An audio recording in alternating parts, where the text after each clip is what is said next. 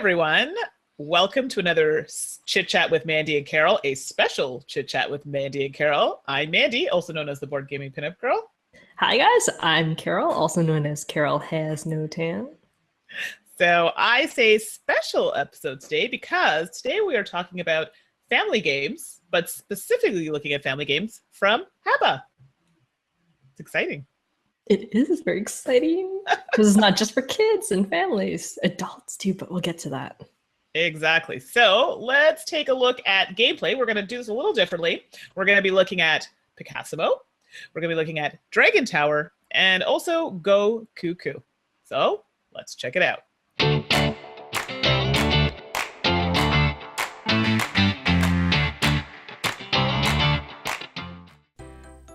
Players are trying their best to draw their best art, and even when mixed up, other players can guess what it is. Over 3 phases, players do the following. Draw a term card and place it behind your screen. Choose which word, at the corresponding level, that you would like to draw. Everyone starts drawing the word on their card, behind their screens, at the same time.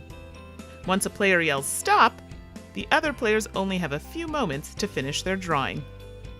Transform your picture behind your screen according to the transformation card. In the critique phase, the first player to yell stop shows their picture to the other players for them to guess. Both the artist and the player to guess correctly gain 3 points. The game ends when the last transformation card has been drawn and the critique phase has concluded. The player with the most points wins.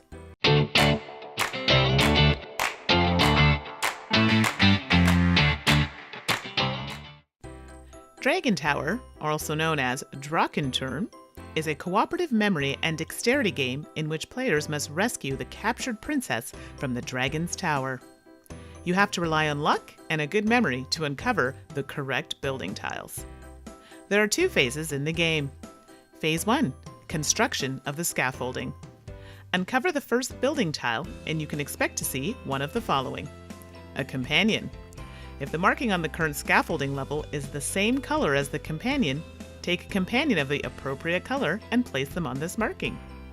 A joker. Select any free marking on the current scaffolding level and place the appropriately colored companion on it. A scaffolding level. Place the next scaffolding level from the stack and place it on 4 companions. Terax the dragon. Move the dragon back 1 field so that he sits in the next hole. Now you have less time to rescue the princess from the tower. The scaffolding level without colored markings is placed last at the very top level. With this step, the scaffolding is completed and you can start rescuing the princess. Phase 2, the rescue of Princess Zephyra. Is the scaffolding finished? Then you can rescue the princess. But players have to hurry as the dragon wants to collapse the scaffolding. Every player selects a slider. One is the prince, and the others are knights. Work together and use your sliders to help the princess escape before the dragon collapses the scaffolding. If she successfully escapes, you all win.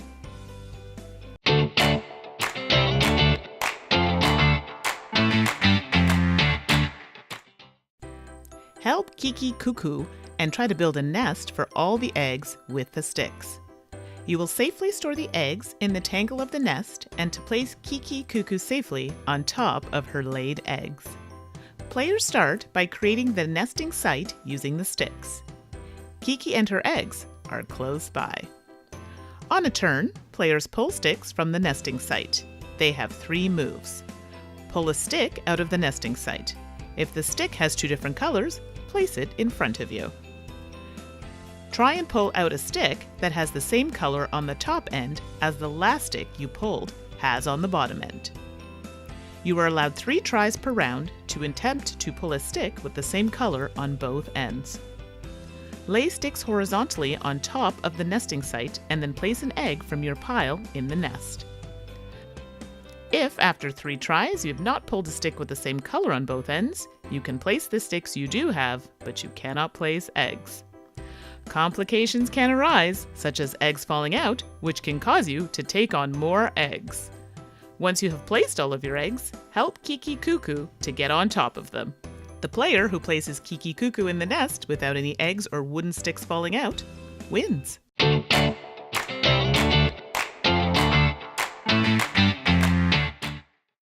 So now we're ready to have a little discussion about Picassimo, Dragon Tower, and Go Cuckoo. I always want to call Dragon Tower by the German name.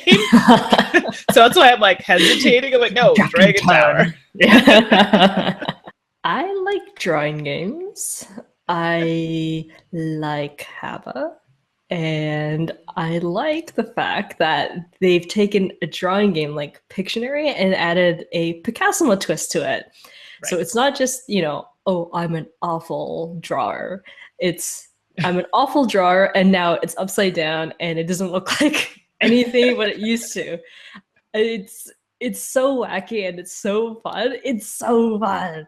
It's definitely fun. And you know what I like about this game?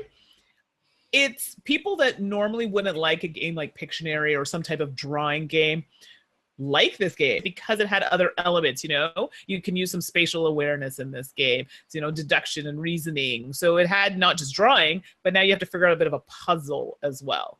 Exactly. Like there is a strategy to it because you want people to guess exactly what it is immediately, because the longer it takes and then the more clues you have to give, the less points you get. So you have to think strategically, okay, I have to not focus so much on the details and just be like, okay, this is like an apple, and how do I make it clearly an apple without it, being confused for something else? Like, right. So that's why it benefits you to use all the squares and all the spaces. Yes. I mean, I know you have to draw in each square, but really maximize, how you use them. So, I mean, we were adults playing this, but I could totally see it being for fun with kids. Now, would it be more difficult, do you think, guessing the children's drawings?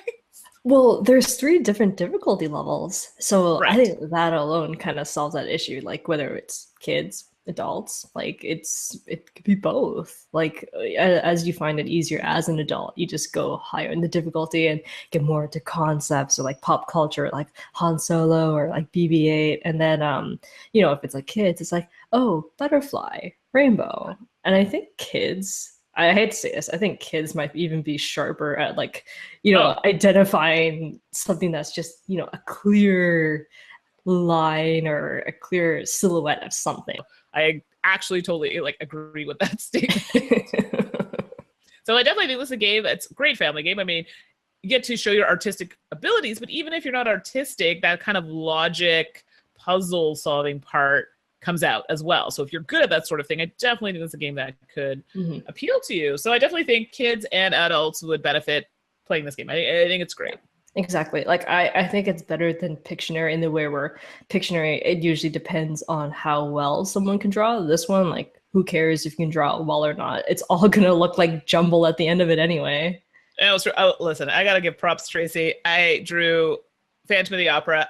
So anybody who doesn't know this, I'm a huge fan of musicals, Broadways, and Andrew Lloyd Webber. I was obsessed. So literally drew the mask with the flower, and I was like, oh my gosh, no one's gonna get this. Tracy's like, yeah, Phantom of the Opera. I mean, stuff like that makes my day. So anyways, overall, I think it's a game, like we said before, adults and kids alike can play this. Exactly. Like, I love it. It's, if you're looking for maybe something heavier, obviously not. It's a drawing game. It's meant to be fun, filler, and just light. Let's move on to Dragon Tower. So I like the components in this one. I love that there's a little wind-up dragon, and I love how the castle's fully like a full 3D castle and everything for you to, move the princess around, and then like everyone has to have like the little knights and stuff pushing her. Like the components are beautiful. Production is high. I don't see myself playing this as an adult. That's the only thing about it. And I was just about to say that. This is a game that is geared toward children. If you are playing it as an adult, it's either because, well, really you just want to build something, or you have children and you are playing it with your kids. But I would not specifically go out and purchase Dragon Tower for myself versus where Picassimo, yeah, absolutely, I would sit at a table with adults and play it. I wouldn't do that here. So this one is specifically geared towards children, in my opinion.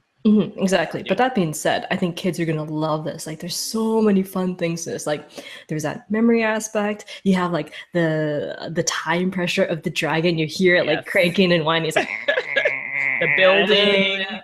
yes, and even just losing, it's fun because you get to see everything collapse, and it's like, oh no, and then like just set it back up again and try again. Like, it's fun no matter what. So generally, we don't want feelings of despair for children.